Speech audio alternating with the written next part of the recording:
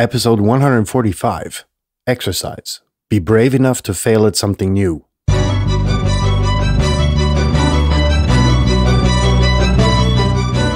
You're listening to the very best podcast in the world on health, wealth, and happiness. Please remember to leave a review and share with all your friends and family. And here is your host, Lars Hilser.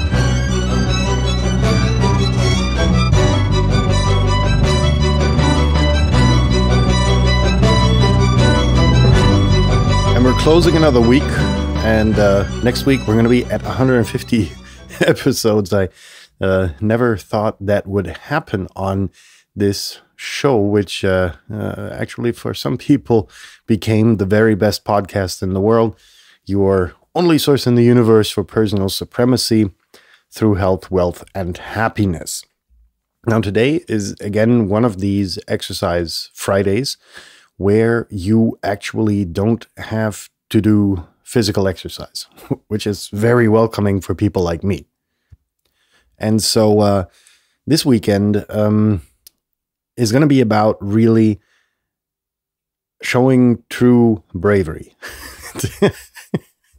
in a very unusual way, in that a lot of us tend to not engage or want to learn a skill where they are afraid that they will fail. And here are a few things about failure. Number one, failure is not failure. Failure is if you interpret it and frame it correctly for yourself and frame it as what it actually is without the negative connotation of the word failure.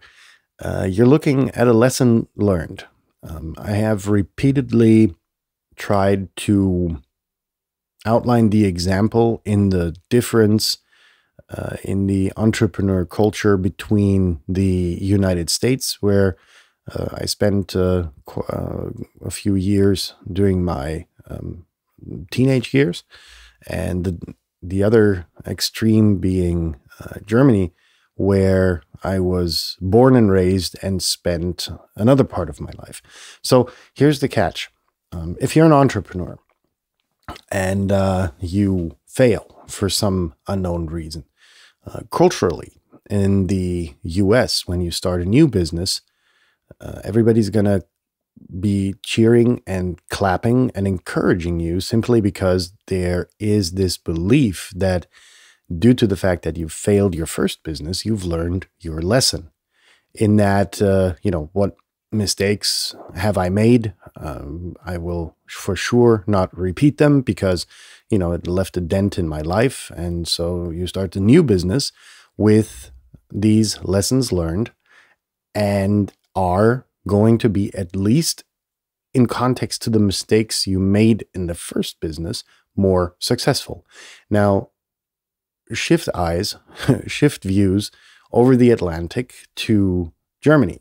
If you start your business here and you are unsuccessful, you're burnt, right? Number one, there's no encouragement, right? If you roll out your plans to someone and say, hey, I'm going to start my own business, people are going to be like, are you sure? You know the risks. And yeah, but risk is the down payment on success, right? If you don't take the risk to start your own company, for instance, you're never going to be able to be more successful than you, initially wanted to be. So that's the difference in cultures and the difference in perception of how failure can be viewed without the negative connotation. So, no, don't worry. I'm not going to entice you to start your own business over the weekend. Although, if that is one thing you've been kind of shying away from, go. Look up the idea that you have, outline it, bring it on paper, create a rough business plan, see if it all works out, and then, start it as a side hustle, right? There's no reason not to do that. But in fact, when I started out planning this episode, I was thinking of much less cumbersome skills, for instance, to learn, and things you shy away from because you think you're going to fail at them. And the lesson to learn here is that not to throw down the tools, giving a very accurate example in handyman work, that if you want to, I don't know what, paint your living room or whatever it is, go for it. You've got the whole weekend to teach yourself how to paint, just watch YouTube, or, just take any stupid thing that you've been kind of shoving around in your back burner, and be honest to yourself and say, why am I not doing this? Is it perhaps that I'm afraid to fail at it, right? And failures in any way, shape, or form, are going to be costly to a certain extent. Let's go back to painting the living room, right? Yeah, it's going to cost you a bucket of paint maybe, right? If you don't like the color, or the color application is different from what you expected, or the light in your living room is different than what it looked at in the hardware store, the color.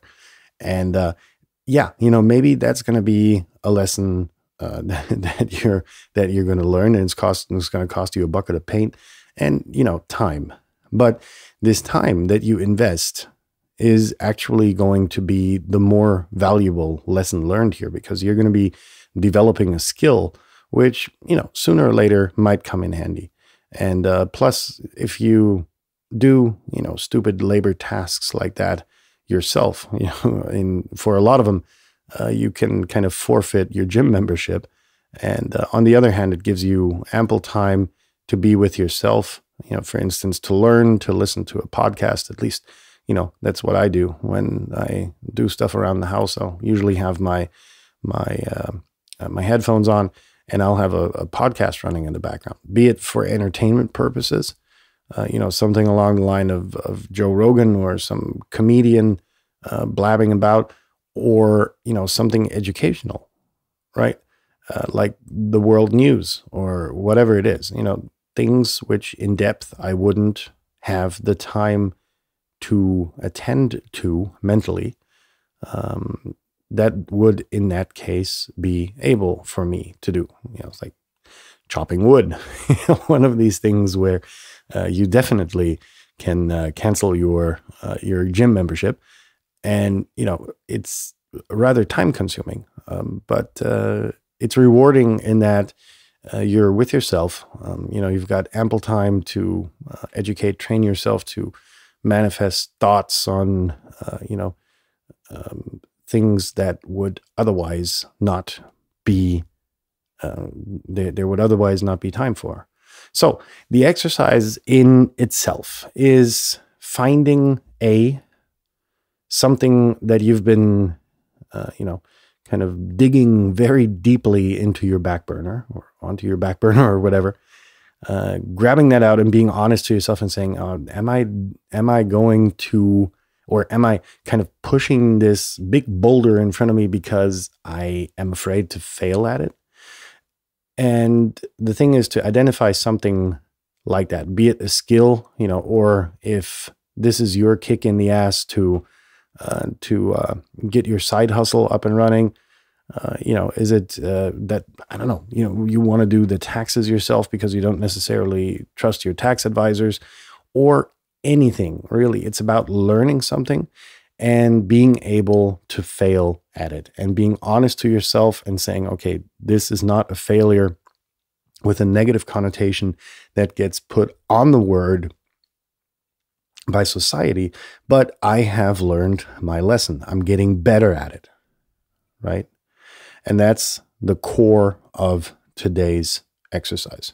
So in that sense, I hope you have a good weekend without too many failures. I hope, that you come into the new week with something that you've learned. Perhaps even, again, I can only encourage you to start in the entrepreneur's world. It's totally exciting. It's a lot of work, yes, but it's totally exciting and rewarding. And the entrepreneur scene itself is just totally dynamic and very interesting to have a detailed look at. If you have any questions or need help, please feel free to email me at the very best podcast in the world at gmail.com.